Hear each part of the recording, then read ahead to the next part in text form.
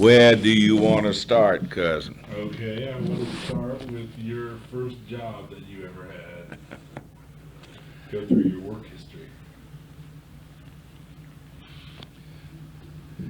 The first job that I had, I must have been something around 12 or so. I don't think I was 13 yet. And I remember I looked around. I tried to get a job as a newspaper carrier, that used to carry a route. Birmingham Age Herald. Couldn't get that. Apparently, there were others who, during the summertime, which was when I wanted to work, had already gotten to it or had come over from the preceding year. Anyway, couldn't find it. My father, as I remember it, knew some people over at the Thomas Mines. That's just in Jefferson County in Birmingham. And we went over there to see if I could find some work. I don't think that he actually thought that I would be working in a mine. I think, well, they had a commissary, there. They had an office there, and he figured that I would be doing something up there. So he asked them. They said, yeah, they thought they could find something for me to do. It was 7.5 cents an hour. Uh, I went back. They told me put on work clothes. Well, I didn't have any work clothes, but I had old clothes that I played around in, so out I came. I had a bicycle The same one you talked about with that I had put my radio on later. That was right, I don't remember now whether it was before, but I think it was after right. this experience that I put it on that I made me a little radio with cat's whiskers and galena and with this uh, container that you put ice cream in. It was a round container and it had a top that turned around and it was flat on the top and you could fix it up. And I tied the earphones into it with a couple of paper clip things, that bronze ones, that you push through the paper and spread them out, and that held it into the paper box.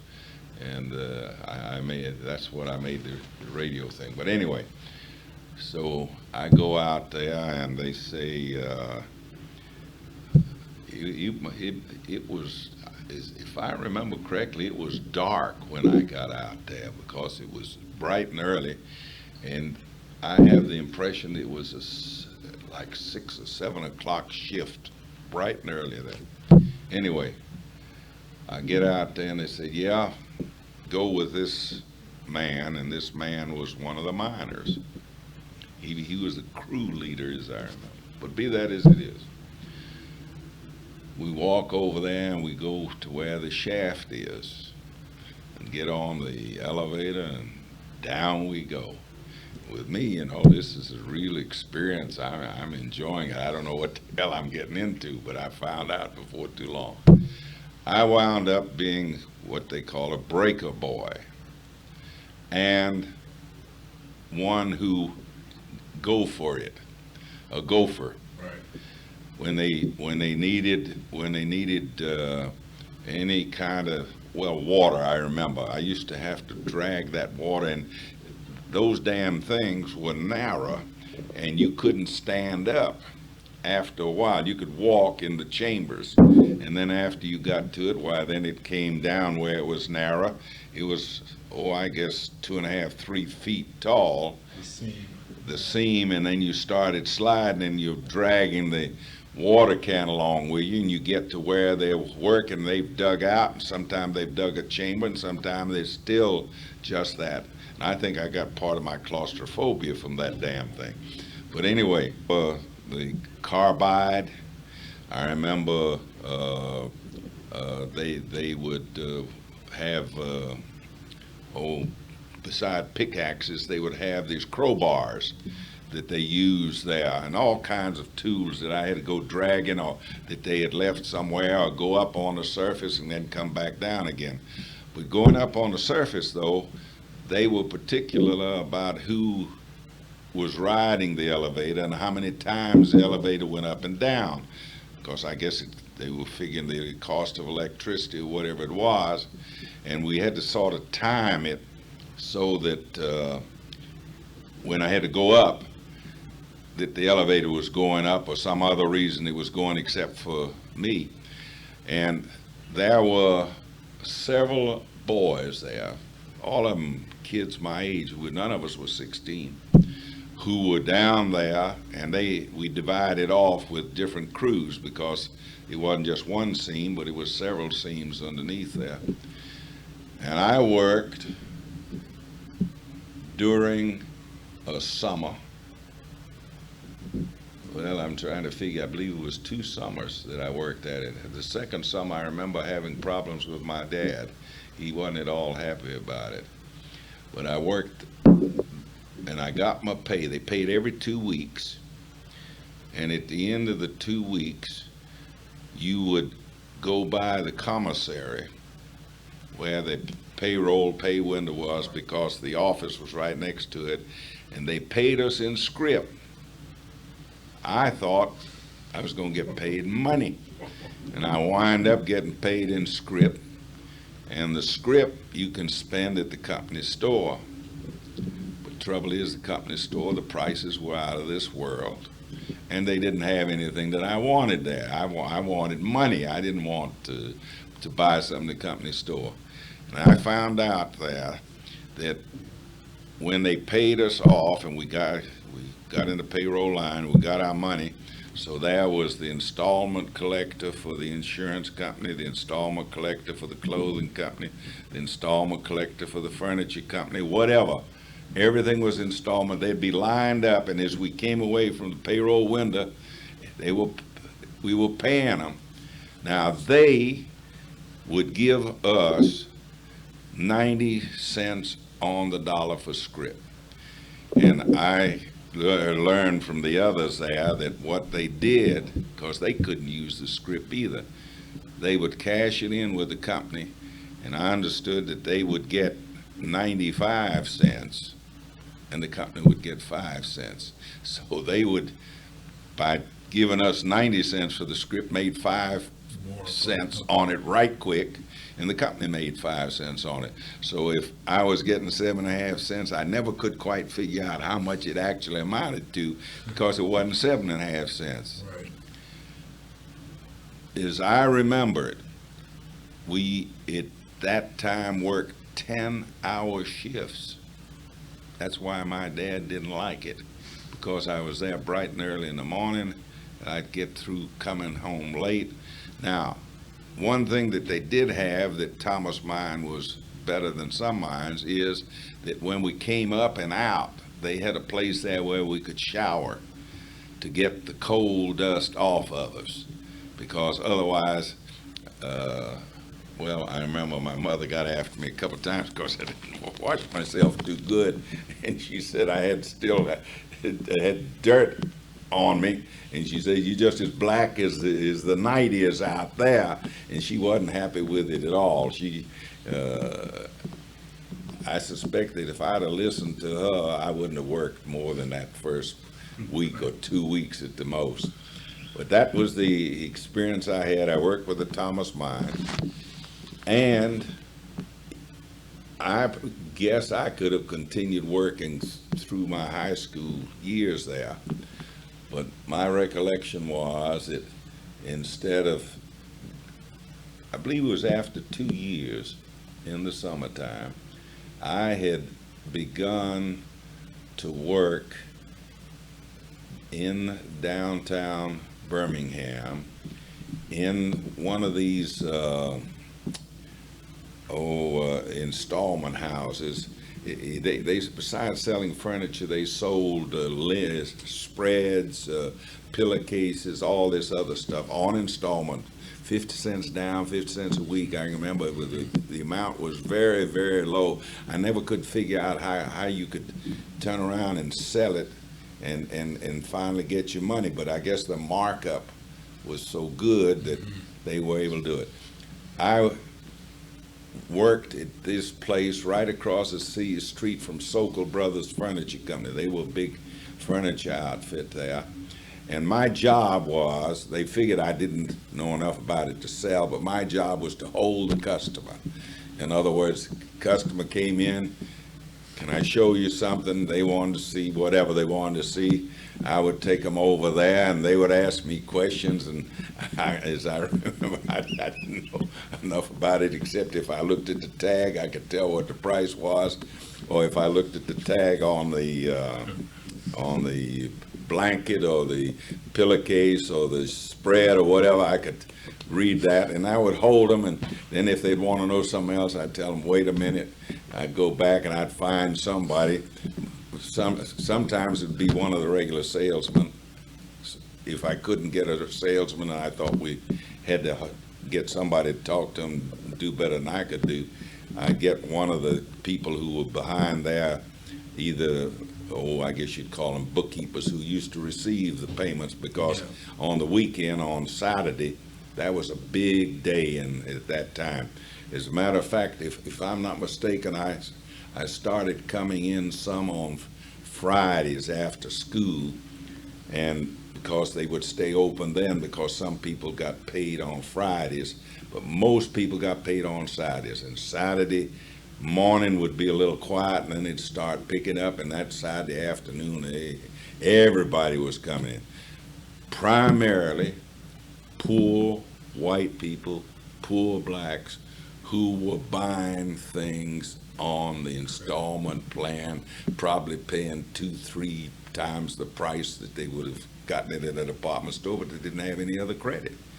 And part of the, and I can remember part of the thing that I would do is that if people came in and made payments and they were good payees, and I was standing around, there was no customer there, and I would hear them talking to the lady or the man who was there taking the money and writing up the receipt, and they would tell them, don't you want to buy something else? Your account's getting down low or something. As they were walking out, I remember I would talk to them to see, don't you need something else? Did you see this new thing that we'd gotten? There were several things that were new that'd be over there on a certain area, and I would try to see if I could interest them in it. And it was part of the way that they did business was that they would try to get them to continue to owe them all the time, never be out of debt, but always be buying something, and that way they established a good credit. And I suspect that in the final analysis, it worked out good for both for the people running this place of business and for them, because otherwise they couldn't have gotten it. It may be true they may have paid more, but in the final analysis, they were able that way to get things to make their places look halfway decent. That's the story of my first jobs. And beyond that, when I went to, the last year in high school, when I decided that the thing for me to do was to see if I could get a scholarship so I could go to college, because the folks didn't have any money. And things had gotten bad in Birmingham, and my folks had gone. It come up to Patterson, couldn't do anything, and my father got into business with a couple of friends of his in kosher meat markets. And I helped him. And if you have never picked the feathers off of chicken, and they have, in the summertime, they have lice on them too, and you begin to get them on you. And that's what I did. I would, as we call it, flick the chickens, take off the feathers of it. I would help run errands around there. And then things were getting real bad, and because there was an epidemic among the chickens, and that particular summer, I remember. and people were not buying them.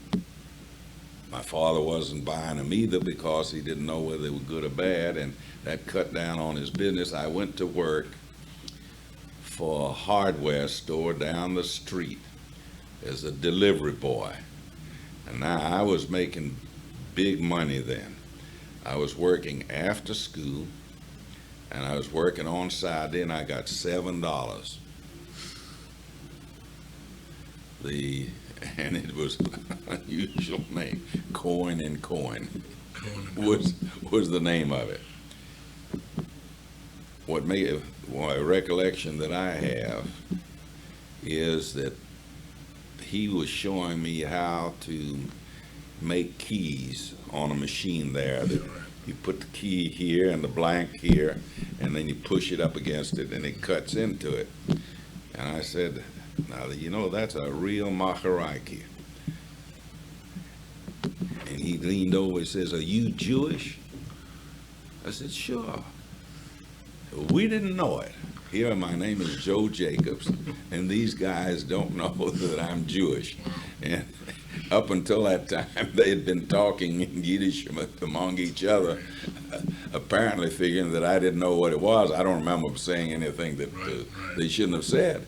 But I never will forget that all of a sudden it struck me. Now that's strange. I know I'm Jewish. I know that people ought to know it. And here are two men who are both Jewish, and they don't know it. I worked there. I saved up my money on that at the rate of $7. Some of it I wanted to give to my mother, and she kept saying, no, you save it when you go off to college. And sure enough, I won the scholarship that paid my tuition, but it didn't pay my board and lodging. It meant I had to do something. When I went up to Cornell, what happened there was that I went to work. I worked in the music department long enough to get a ticket. The worst in the house, in Bailey Hall, behind a post where I could hear the concerts. Arthur Rubinstein, I heard him for the first time in my life at Bailey Hall. And as soon as I got that, I would look for something else, because the music department would give you tickets, but they wouldn't give you money. I worked washing windows. I worked taking care of babies. Primarily, though, I worked in the agriculture department. They would plow up the potatoes, and I would help pick potatoes. And if you think that's an easy job, you're mistaken, because it'll break your back after a while, because you're bending and you're picking them up, and you're dragging a box, and you're throwing the potatoes into the box. And when you fill that up, while there are boxes, that they've spread along the rows, and you start with another, and you do that. I picked apples. Well, you don't climb up on a tree to pick apples. They have great big poles. Those professionals who worked for the college on a regular basis, they would shake the apples down. We never shook them down. They shook them down. They're on the ground, and we're picking up apples. That's another back-breaking thing. When we got through with that, so they want to know, well, they got to thrash some clover. You want to try? I said, sure. 25 cents an hour to me, that, whatever it was. And that's another incident that sticks in my mind. Did you pick potatoes up near Ithaca, or At Ithaca? And like the College of Agriculture? That's right. The College of Agriculture grew the potatoes. And you see, they grew them for two reasons. One, to supply the cafeterias that the college ran, and the eating places that the college ran.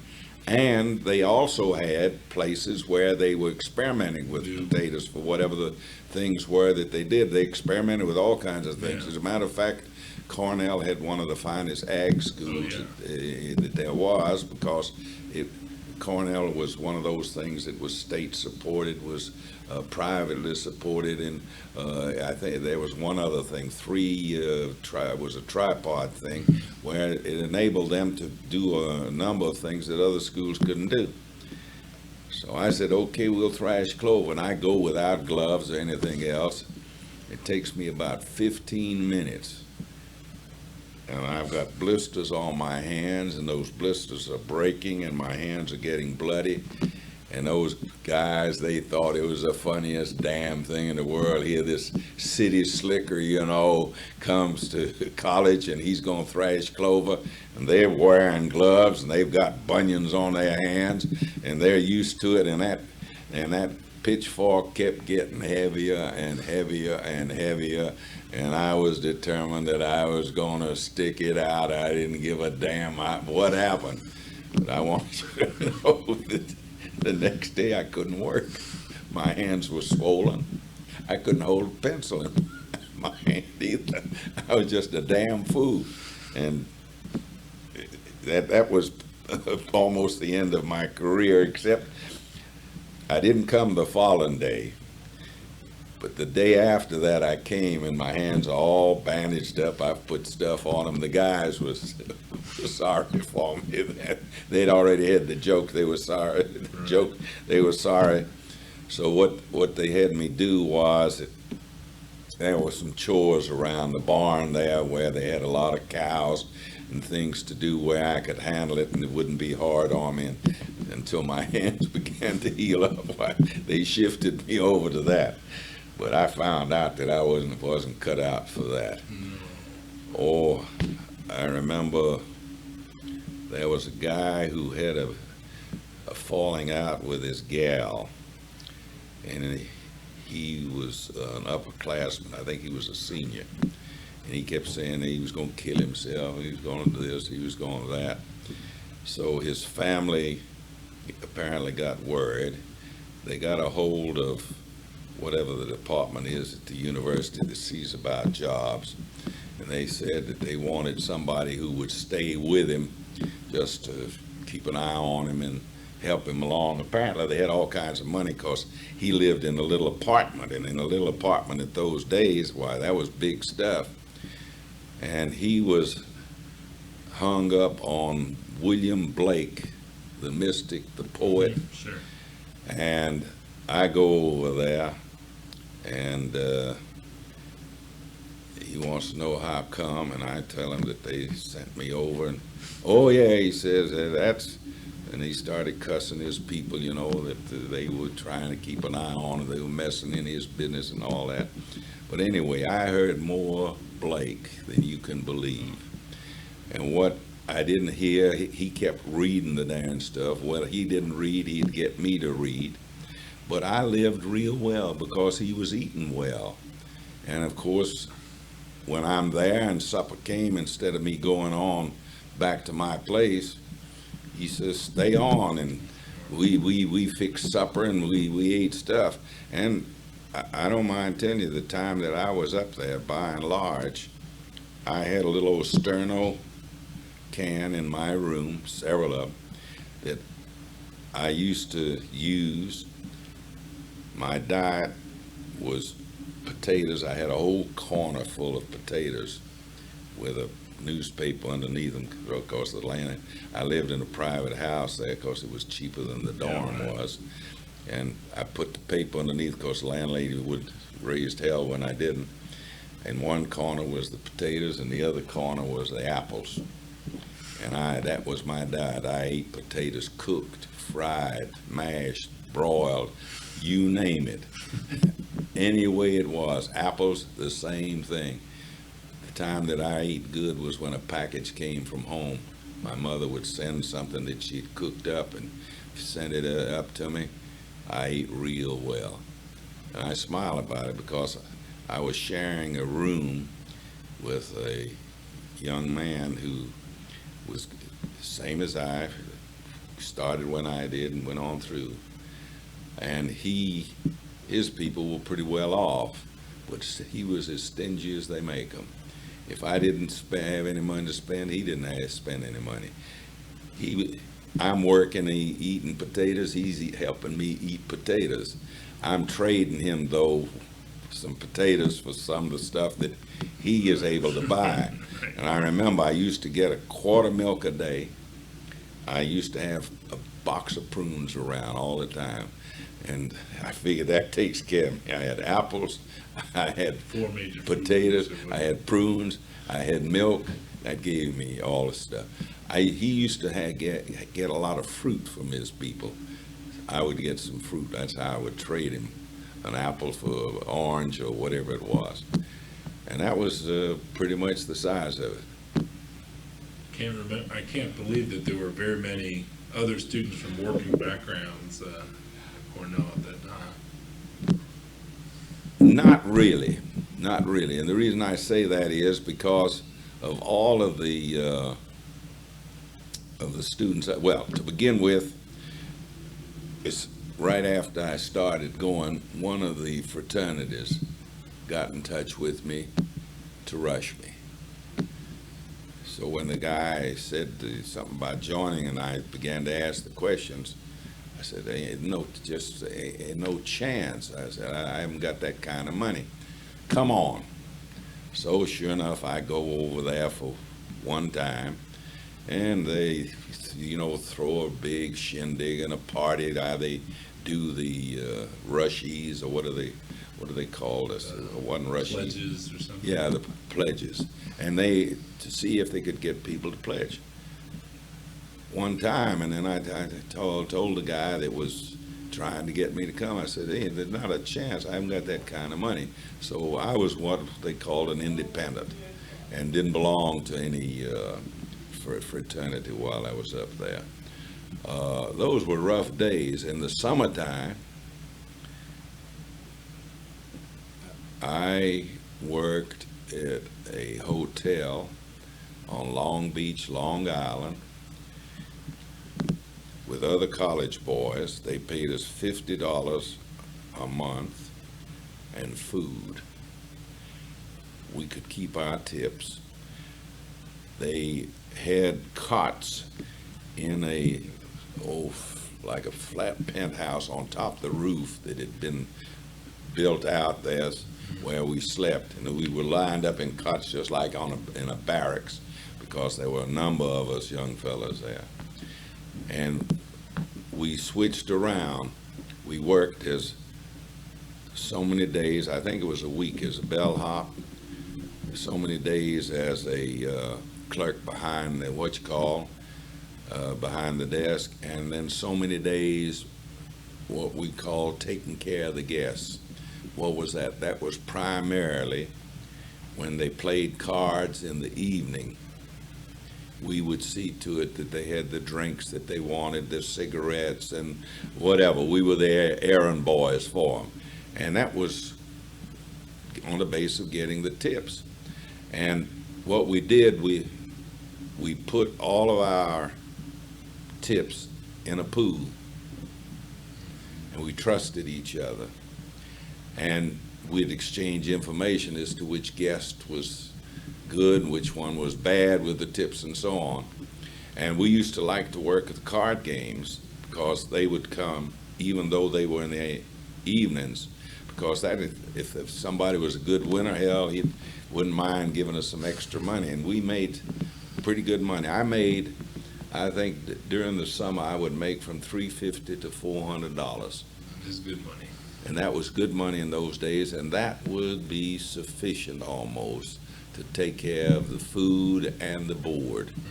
Because if I remember correctly, it was $7 for the room, I think, for the month. What we had was, we had one big room and one little room, and in the big room we had a cot that I would sleep in one week, and in this little room we had one room which I would sleep in. The other time it was a narrow place with a little dresser, and then there was a place with a couple of desks where we could work. And here's the potatoes, and here's the apples over there. And it was, if you would tell me that I was going to forget the name of the street, I would never believe it, but I don't remember it right now. And that's where we lived, and that's the kind of work that we did. And I guess it was a good experience. I laugh about it though, thinking about it, because in those days, they what we would try to do when we took care of the card games, they would want to get a drink, or they might want to get a sandwich or something. We'd go down to see in the kitchen to see the cook. That's where I learned what the third cook was. The third cook was the one that peeled the potatoes. And there was a Cuban young fella there who had left home and had signed up on a ship as the third cook, thinking that he could learn to be a cook. He found out that all he was doing on the ship was sitting down the hold, getting sicker than hell because of the fumes and peeling the potatoes, and his hands were getting raw because from the potatoes it began to get raw. And he was the one who was still third cook, but then they were giving him a shot at cooking breakfast. Okay. That's the first step up. And I remember talking with him and learning something about Cuba. That's where I got the idea that I ought to continue on with my Spanish in college, because Cuba and South America were so close to this end of the world that I figured that knowing Spanish would be good. What we did, they would feed us college characters the same stuff they fed the rest of the help. Well, here we're serving this good food and beautiful cakes and pies and desserts and everything else. So we turned around and got the guy who was the second cook, who most of the time would stay on after the chef went on home and got through his supper and everything else. And he loved the gals, and he would be off during the mornings and on the beach, and we would tell him who was a good-looking gal and who would come in here or whatever, and we would know who they were. And some of our guys, we would turn shifts. When we got to that portion of the history which dealt with the American Revolution, oh hell, it shows you our names get away from you because you don't think of him for up to 11 years. He was a real well-known historian, and his class in American history was an amazing thing. I can remember that in the course of the discussions that he led with us, Tom Paine, for example, that in his mind was one of the real heroes, and when he got through, why, you had a real feeling for it. And the Federalist, by the time we got through dissecting that and studying that, why, we knew all of the pros and the cons and why certain things were done in the Declaration of Independence and the Articles of Confederation, and then the Constitution, and then the Bill of Rights, and everything else that went with it. Because number one, he made it interesting. Number two, he was as inspiring as could be, and he got you to read. There was a lot of reading in history, and when you got through with his class, you had read it because you had wanted to read it if you had any. I laugh about one thing though. He lectured in a class that, I guess must have been 200 people. That was one of the very big ones. Most of the classes were never that big in those days. And I know that this was at the beginning of a term, and he starts lecturing, and he looks around and doesn't say anything, keeps on talking. Finally he says, "I keep hearing a noise. What in the world is it?" One of the one of the freshmen who was taking the course had a typewriter in there, was trying to type his notes. You talk about being embarrassed, and the reason I remember it so well is because the guy was sitting close to me, and while he's typing, it makes it a little more difficult, to hear what the man's saying. And when he finally had to stand up and got embarrassed, we all roared there. But he was one of the ones that inspired me. There was, I don't remember, a professor of English who taught composition, writing, literature, that sort of thing, who was a fantastic person too, who all you had to do was mention the book and he knew the plot, the writer, everything else about it. I used to be amazed, that he had that much knowledge in those days, and I can see now why I was amazed, because I knew so little, he knew so much, and it just flowed with him. It was no real problem. I didn't get inspired by mathematics. I found that to be a very difficult thing. And then I finally wound up, for some reason they had a class there of calculus and analytics, and why the hell they did, I don't know, but at that time it was one of those things that they said was required. And I take it, and I haven't had some of the solid geometry or whatever the hell trig that you're supposed to have in advance of it, and I'm sweating blood on the thing. And I make up my mind that if I can just get through with this class, no more. And that's one of the reasons why at one time, at that time in my life, civil engineering was a big deal, and they were starting to fix roads because automobiles were getting to be more popular at that time. This is in your 20s, and Cornell had a big engineering. That's right, and Cornell had all kinds of engineering. You name it, they had it. And part of the curricula was that you had to wind up with physics and with chemistry as part of the required subjects. Now, whether that was to move you into engineering or not, I don't know, but they figured that makes it a rounded sort of thing. So that's the size of it. That's the part of it. And at that time, I almost forgot this. At that time, in Cornell, every able-bodied male was supposed to take ROTC. Is that right? And Joe Jacobs don't like ROTC. And I don't take ROTC.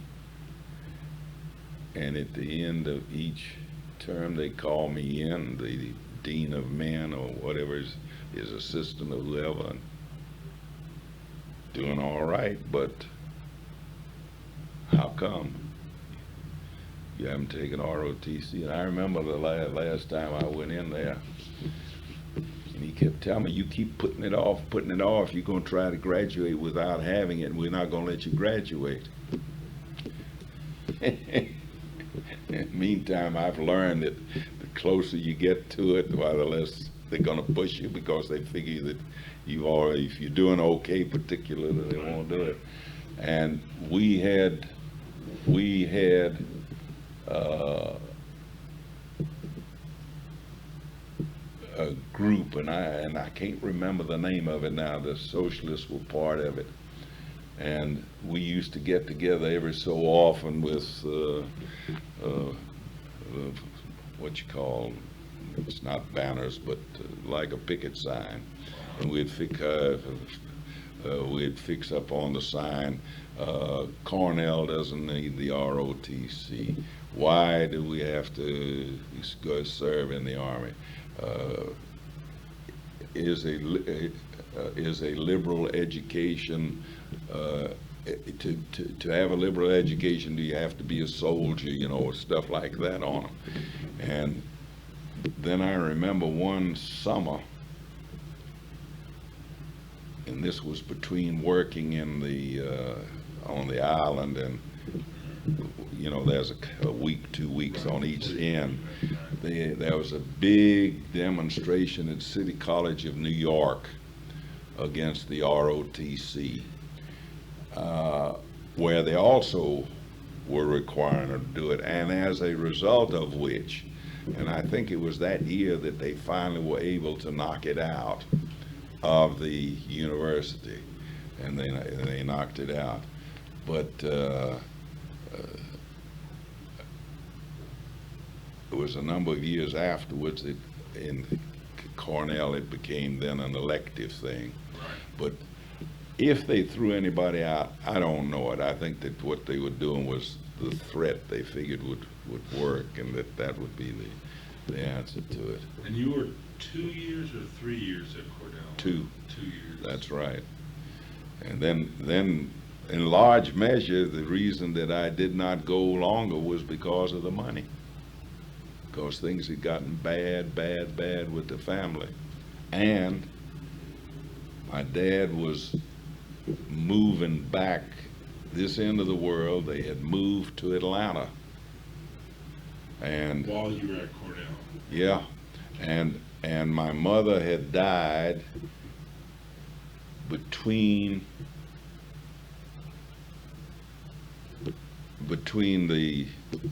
during the summertime. It was in August, just before I was supposed to go back to school. He had moved to Atlanta, couldn't find anything, had gone down to West Palm Beach. He had a sister whose husband had gone down there from Winston-Salem.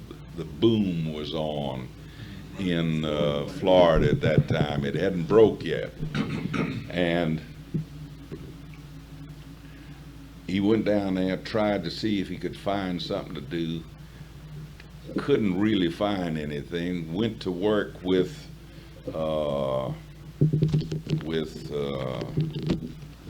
well, I guess it was his brother-in-law.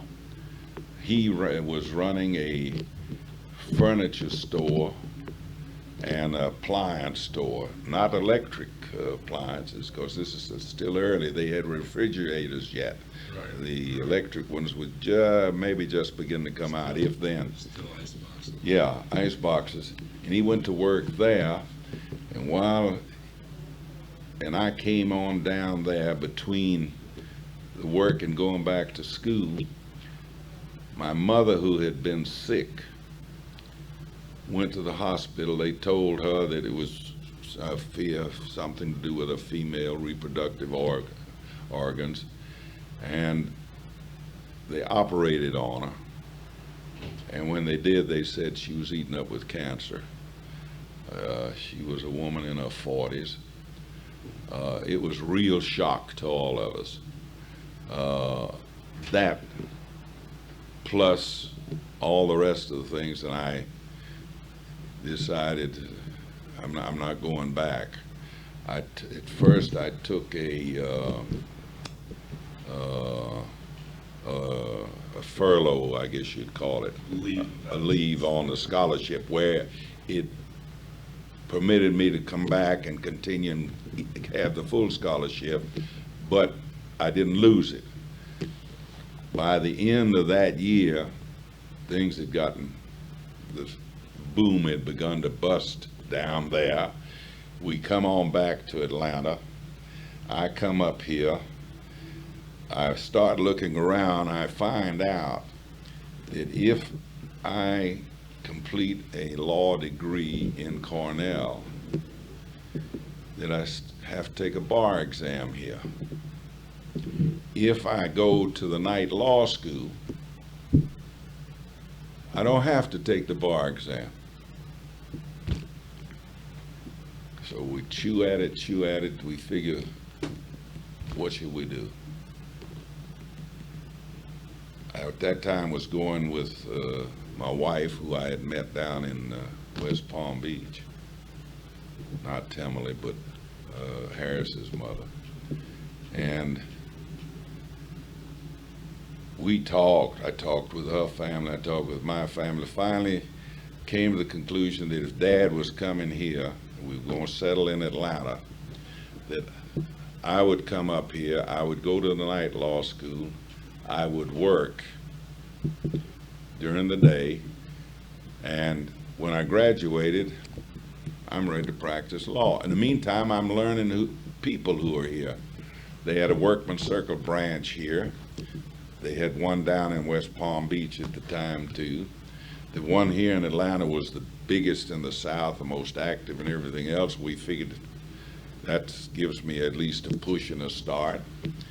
And sure enough, that's what we did. My dad wanted to open another meat market here, couldn't finance the thing. So what he finally wound up doing was that through his brother-in-law, who had the furniture thing, Rose, that he got a line of credit from the same people which he guaranteed. And right here on Marietta Street, where the Omni is, where there used to be the Seelig Paper Company down there, and we used to be right in the next little old block there, in a little old furniture place. He got into the installment business. I'm looking for a job, I can't find anything. I wind up being an installment salesman and collector, and I hated it with a passion, because I'm old enough now to understand what this business is, and this business is that you buy something, you double it or triple it, and you sell it to these poor devils who pay you 50 cents a week. And while it's good in one way, it ain't in the other way. And if they can't work and can't pay, and they can't pay you that 50 cents, you can't take it back because it's used, especially these shares, spreadsheets, pillowcases, linens, whatever. The furniture, okay, it doesn't look so bad, but you polish it up or you fix it up if it's scratched. But I didn't have any heart for this business when it can't pay. And a lot of times I remember they used to say, well, here, take it back. We can't pay for it. We've lost our job. We're going to move in with our family. And I don't want to take the damn thing back. I feel worse than they do about the damn thing. And so I finally wind up, I think it was 2 years at it. I graduate. I come out of law school in June of 29. Oh, the first year there, I was top man in my class. The second, I was the final year there, I was the second man in my class. I was on the debating team. I was on the declamation team. I got all kinds of, I got a law book as a prize. I got something else as a prize, all this other business. And in the meantime, I had gotten married to the gal that I was going with down in Florida. And I started looking around, where can I practice law? So I had run into a lawyer, a Jewish lawyer by the name of Ike Wingrove, who was supposed to be a good lawyer and had been around for some time. They said, go up and talk to him. So I go up and talk to him. My dad, when he opened up this store, had gotten a lawyer. Oh, I don't remember his name. It was Calhoun and somebody else. But this lawyer was a real fine person, did a lot of business practice. And I remember my dad goes up there one time to see him. He says, come on up. He wants me to introduce him to this man. Maybe I got a chance of working for him, you know.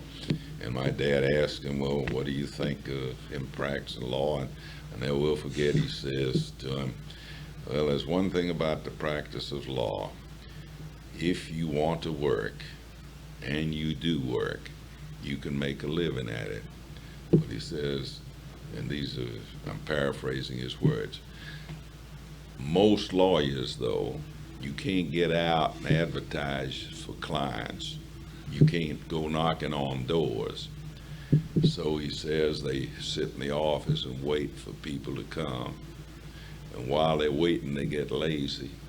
And then when they do start coming, they're so lazy that they don't do the work that they ought to do. And as a result, a lot of them don't wind up practicing law. But he says, if you will work, you can do it. So, try with Ike Wengrow. I can't get on with him. He was over in the First National Bank building. There was another lawyer that was with a Haas firm, Joe Brown. I go up to see him. He says, no chance of it. But he says, we're getting ready to have a lot of collections. He and a man named George Tidwell. And I think Tidwell later became a judge. But he says some of the accounts are so small, we're not going to want to handle them. We'd rather handle a business account. If they're personal accounts, we'll see if we can throw some your way. So I see Ike Wengrow one day, and he says, you know, I've got just the place that I think you ought to go. He says, John McCallum. He says, John is a good old Irishman. He's a sole practitioner. He's not a guy that's hell-bent for running and going and doing. And he says he's a little older than most lawyers who have been practicing longer than him, because he used to be the court reporter in the federal court, and then decided he wanted to practice law, went to law school, started practicing law, so he's a lot older than most. And he's just that temperament. And he says, and he's just now become president of the Atlanta Bar, and that'd be a good thing. So I go up to see him, and he's not interested. When I get ready to leave, I said, but all I'm trying to do is just come in your office. It's not a question of paying me anything. He says, well, he says, I've never tried it. He says, I tried it one time, and he says that just about the time this man got where he was worth something to me, he left and started on his own. I think the young man was Malavis, Malavis, a Greek Catholic. He represented a lot of Greeks who were Catholics, but not Roman Catholics, but Greek Catholics. And he represented a lot of Lebanese. I was amazed. In the people he represented, he was Lebanese, there were Greeks, there were Armenians, there were Jews, and a whole hodgepodge of a mixture. Don't ask me how he got them, except I think because they were mostly Catholics, except for the Jewish group. Anyway,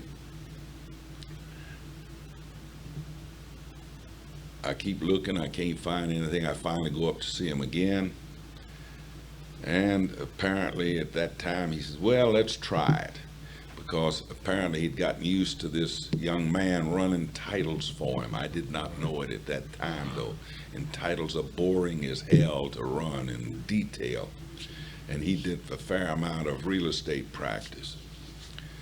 So sure enough, he has a reception room, which is half the size of this room. I guess it must have been about 8 foot by about 12 or 14 feet, in which his secretary sat with a desk that the typewriter folded into the desk, and then it's smoothed, straightened out. She sat there, and he was in a private office himself, which is not quite as big as this office is, which would mean it'd be about, 10 feet by 12 or 15 or something like that.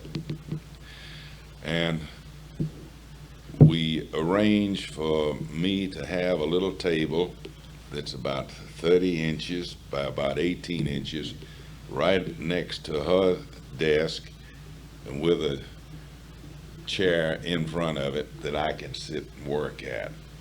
And if there's a telephone call, the telephone is on that end of her desk so she can use it. I can use. She answers the phone, and if I have to talk, I get on the phone. Wasn't an extension, it was on her phone. Right.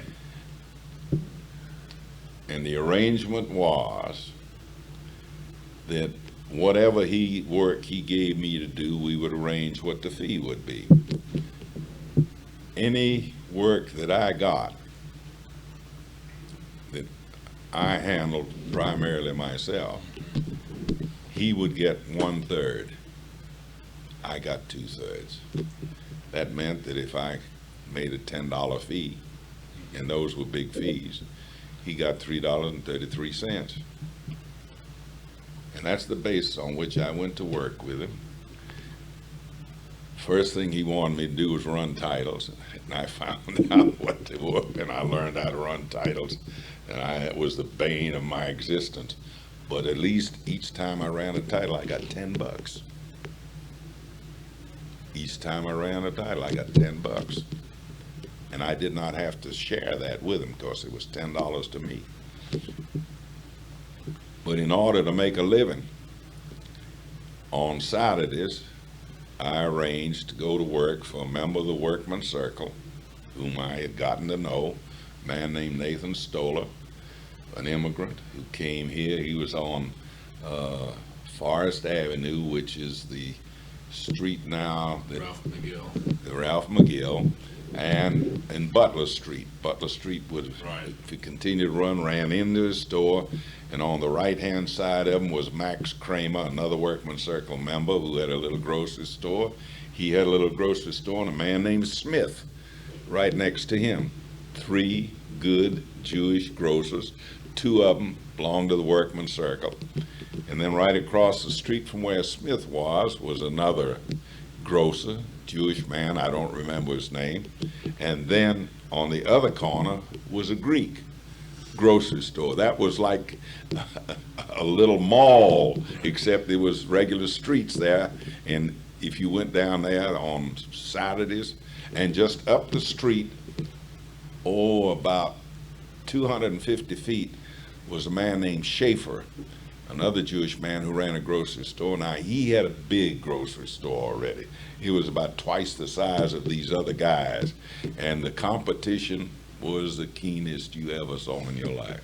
But be that as it is, I went to work on Saturdays for him, and the arrangement was that I would get my groceries from him. Now, when we talk about groceries, that means that I got the staples. I also could buy some meat. We would figure out if it's a little too much, I had to pay. If it wasn't too much, okay. And he was a good guy. I don't mind telling you. He could have made it tough for me on the meat and fish part of it, but he didn't. And the amazing thing about it was that at that time he had a black delivery boy. His name just flashed through my mind. But be it as it is, Henry, never knew his last name. I want you to know that Henry started off as his delivery boy. His family lived in one of the black houses right around in that neighborhood. It was all black in there. That's right, all black there. And Henry got so that his Yiddish, he would hear Stoller and his wife talk, and he'd hear me talk. He got so that he was as adept in Yiddish as you would ever believe. And he trained himself to be a butcher. In the latter years, these are some years later, when I would go by there, Henry is the butcher, and he's taking care of the customers, and people know him as well as they know Mr. Stoller. And I look at Henry, and here's Henry with an automobile. In those days, this is doing darn good, and it's not an old Palooka. It's a nice looking automobile, and he lives in there was a duplex about a block and a half away. He moved into the duplex, and he was arranging to buy the thing. I handle the papers. That's the reason I know, because when he started doing it, Stoller brought him up to me and said told me what he was doing, and he was going to help him. As a matter of fact, I think he helped him put up the down payment on the thing. But I want you to know that a lot of the people who traded there who were black would listen to him talking in Yiddish to Stoller, and they'd sort of look, and trying to figure out what is it that he's going on. They look at him, they know he's not Yiddish, he's a black, and here he is talking with this man, and they know that Stoller is Jewish, and they wonder what's going on. And to help finish the story, when the Depression came along and Roosevelt closed the banks, and I'm still working at it. This is, I started in 29, this must have been 33, I think. Spring of 33. Yeah, this is 33. So what has happened? The banks are closed, nobody has any cash. I owe rent on the apartment that I'm living on Atlanta Avenue. In the meantime, I think 2 of the children were already born, Harris and his middle brother. And my rent is due, and I haven't got the $25, and I'm concerned about it because the people that own the place are real sticklers on paying the rent, regardless. Right. So I remember going down there and seeing Mr. Stoller, and I get my groceries and everything, and we're talking about it and so on, and I tell him I got a real problem. What's your problem? Problem is that I got to pay rent, and he's $25. Zorg says, don't worry, Joe. He says, I still have cash. I didn't make the last deposit because he used to have cash for Saturday, you see.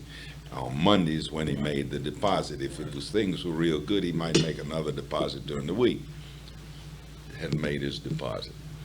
So sure enough, he's the one that gave me the $25. And I'm telling you, when I gave it to my landlord there, so I remember kidding him saying I ought to get a real discount. Nobody else has money, and nobody did until they opened the bank. I think it was a week later when they started flowing money again. But that helped me get through it, and those were tough days. Those were tough days. So what did you do for Stoller? For Stoller? For Stoller. I was a clerk. You were a clerk. I sold groceries. I wrapped groceries. I cut meat. I did whatever had to be done. I was his extra hand on Saturday, because during the week Henry and he took care of it. On Friday night his wife would come in and help, and she would help him on Saturday, and they would be open a half a day on Sunday, even though you're not supposed to, because all the grocers at that time were open a half a day on Sunday. That what they would do is they would come down on Sundays allegedly to take inventory, to see what they needed to order and that sort of thing. And if a customer came by, he would knock, and the customer would knock on the door. They'd let them come in. They'd look around to make sure that nobody saw that they were selling them something. If they did come in and the police and try to see what was going on, they said she bought it yesterday, but she left the package here. He came by for it today, and they would always mark the preceding day's date on the package so that they could get by with it. And I did that for a considerable period of time. But of course, if you want to know how else I did, my practice was primarily collections. Collections for what? For groceries. A lot of the people in the workman circle ran little grocery stores. M.J. Merlin, who was the key man in the organization, had one on Formwall Street, right opposite the school over there. So they give me these accounts. They extended credit to everybody. They would pay, and this history most of the time was that those who were good would pay off each week and continue to do it. But sooner or later there was a crisis. When the crisis came, they had to miss. They couldn't quite pay it off. And then the next thing you know, they owed $10 in the back amount, and then it was $20, and then kept building. Then those who really use their heads would say, okay, look, I'm going to continue to buy from you in the little grocery store and pay you as I buy, and then I'll try and put $1 or $2 or $5 on the old amount. Those who were not smart, when they ran up a bill and he started saying, look, you got to begin to pay a little bit on the old one because I can't keep carrying it, would quit. And they wouldn't trade with him anymore, and they wouldn't pay. Right, sure. Then I got the account.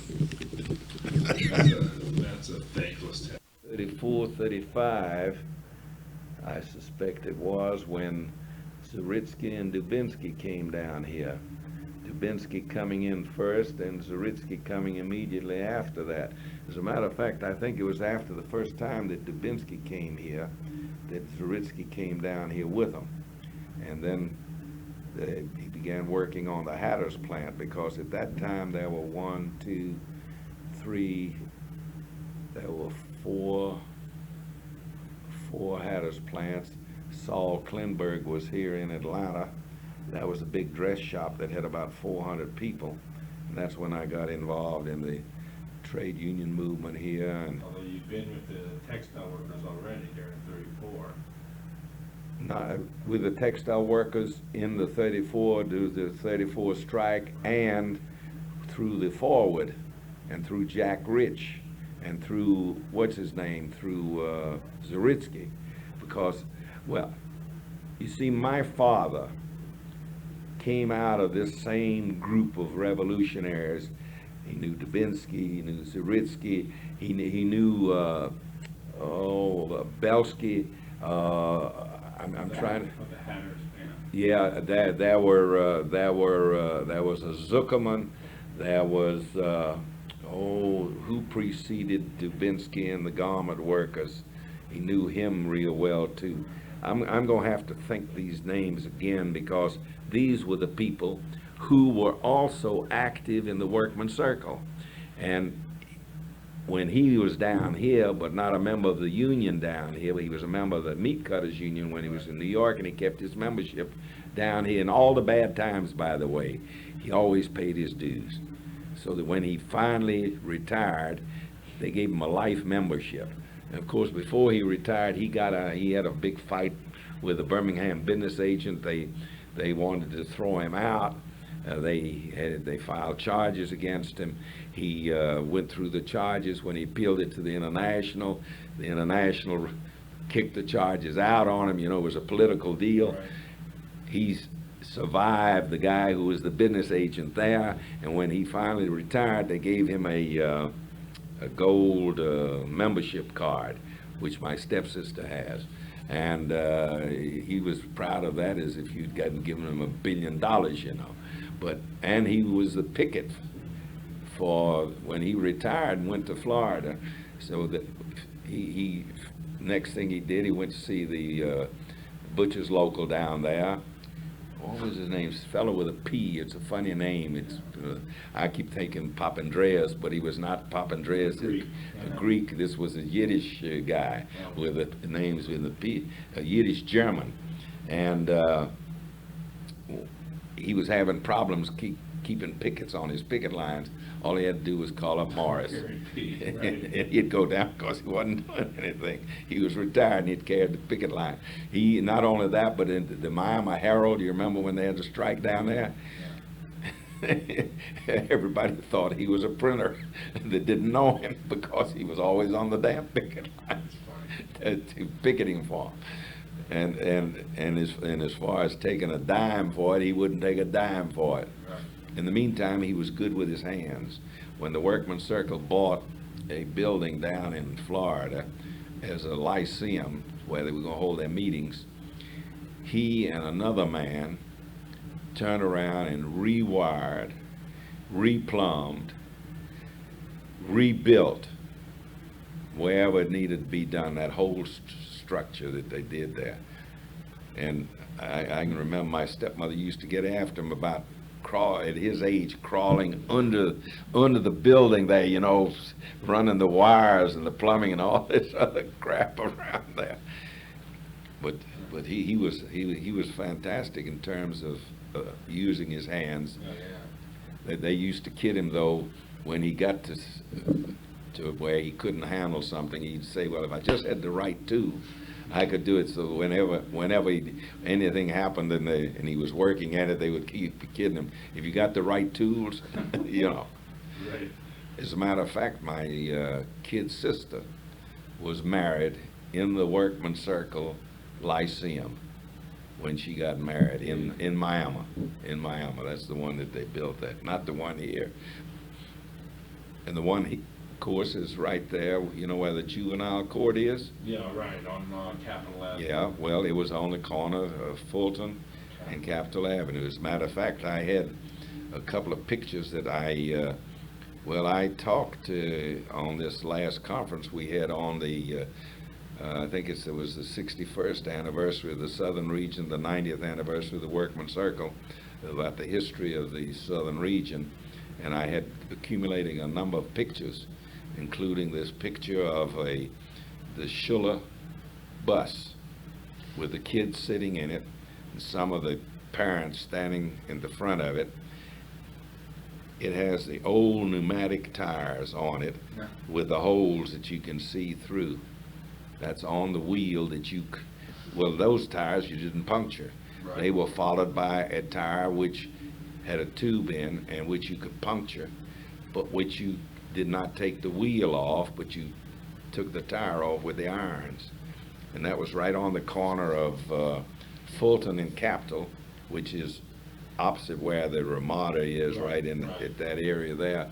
And when the English-speaking group, the young people came along, we put up a basketball court in the backyard of the Lyceum, is what we called it.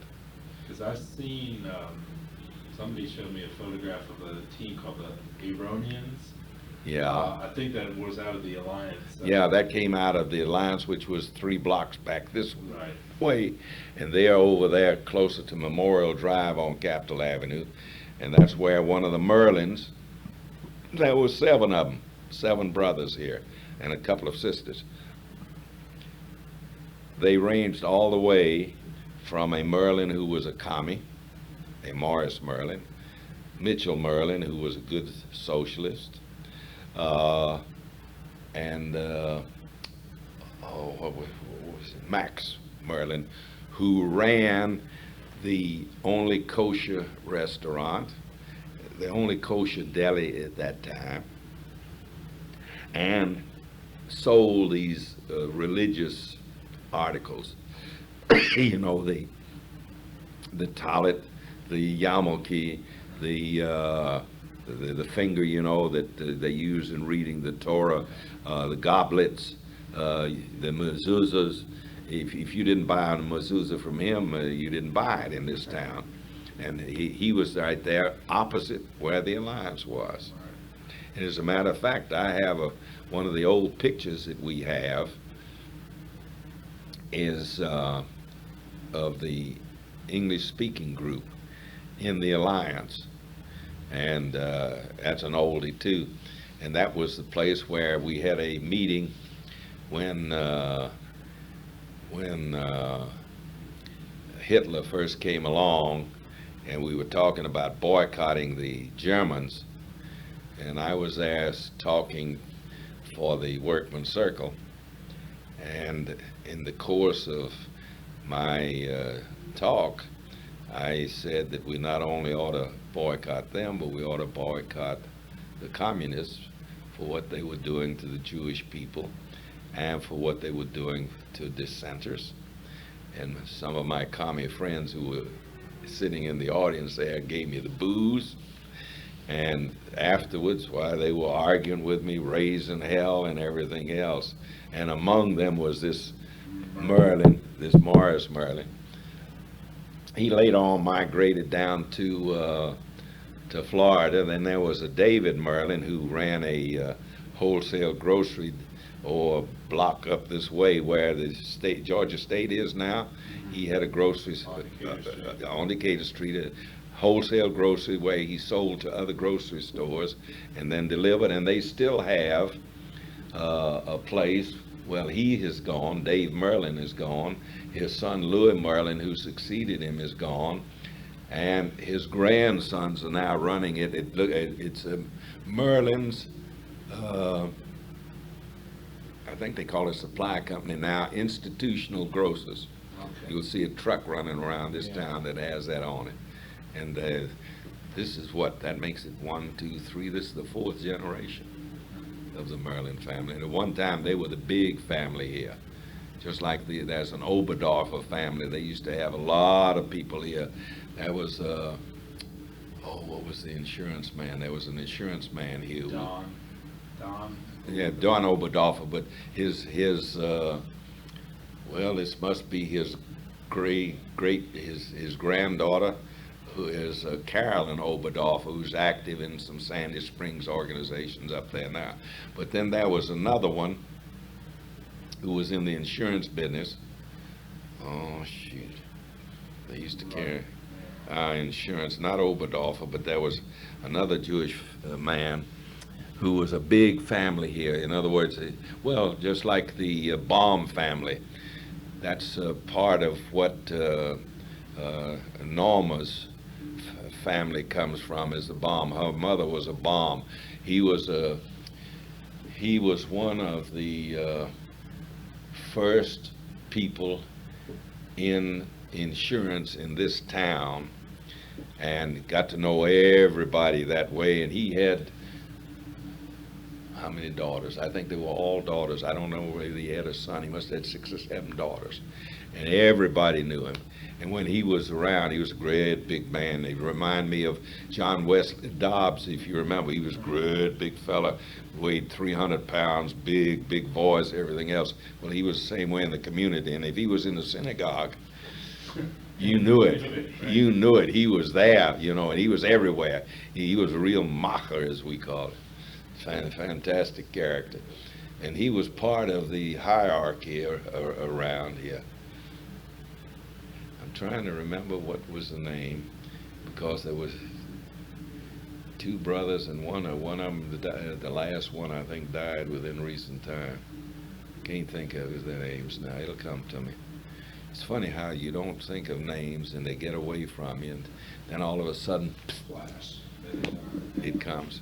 All right, well, why did I call All right. you toward the end of the